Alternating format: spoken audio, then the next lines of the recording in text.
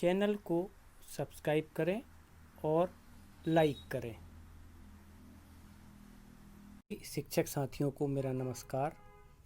आज हम जानेंगे शिक्षण योजना क्रमांक 3 कक्षा पहली विषय हिंदी को लेकर के यह शिक्षण योजना तैयार की गई है, जिसमें आप कक्षा पहली में विषय हिंदी की शिक्षण योजना हम कैसे बना सकते हैं। यह एक मार्गदर्शक के रूप में आदर्श शिक्षण योजना है।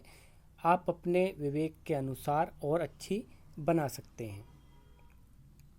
सबसे पहले आप मेरे इस चैनल को सब्सक्राइब कर दें और लाइक कर दें और इस वीडियो को पूरा देखें। चलिए शिक्षक साथियों समझते हैं। अवधारणा क्षेत्र, जैसे कि हमें पूर्व में ही कॉलम बताए गए हैं, किन कॉलमों पे हमारी शिक्षण योजना तैयार की जाना है। अवधारणा क्षेत्र, हमारा अवधारणा क्षेत्र क्या होगा? शेर और चूहे की कहानी सुनाना, यह हमारा अवधारणा क्षेत्र है। चित्रों को देख करके कहानी बनाना।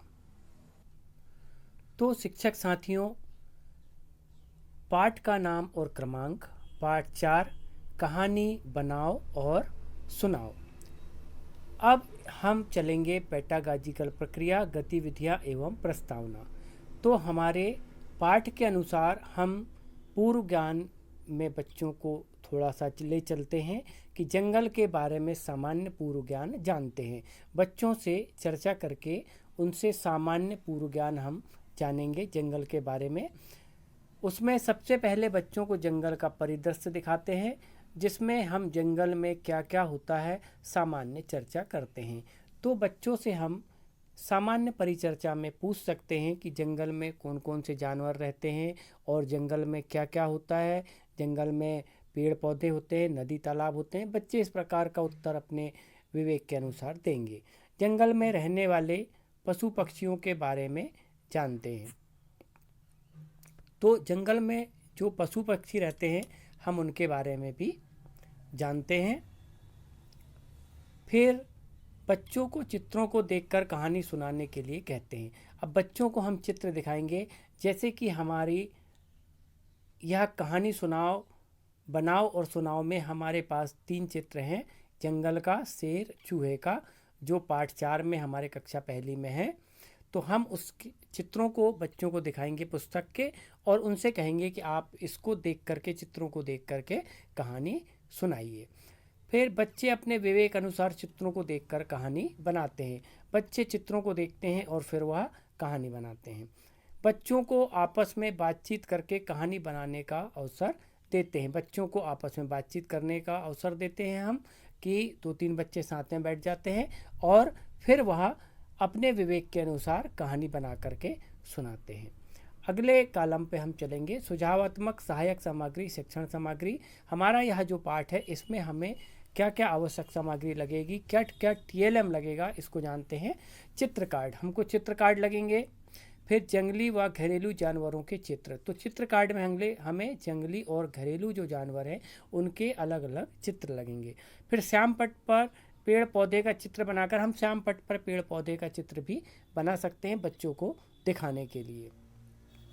फिर हमें इस पूरे पाठ को पढ़ाने के लिए अनुमानित समय कालखंड कितने लगेंगे, तो हमने यहाँ पर 2 कालखंड लिया है कि 2 कालखंड पर हम इस पूरे पाठ को बच्चों को समझाएंगे।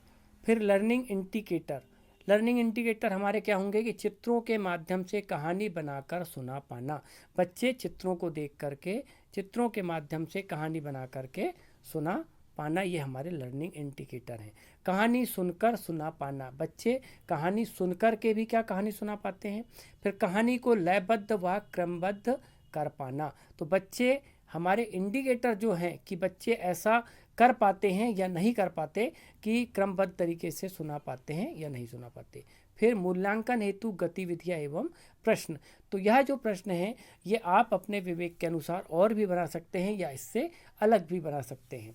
शेर कहाँ रहता है, चूहा कहाँ रहता है, जंगल में रहने वाले 5 जानवरों के नाम बताओ।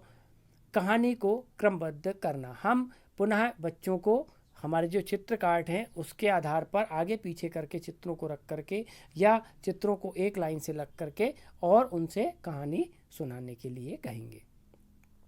आओ करके सीखें घर में या खेल खेल में। तो घर में बड़े बुजुर्गों से कहानी सुनकर कहानी बनाना।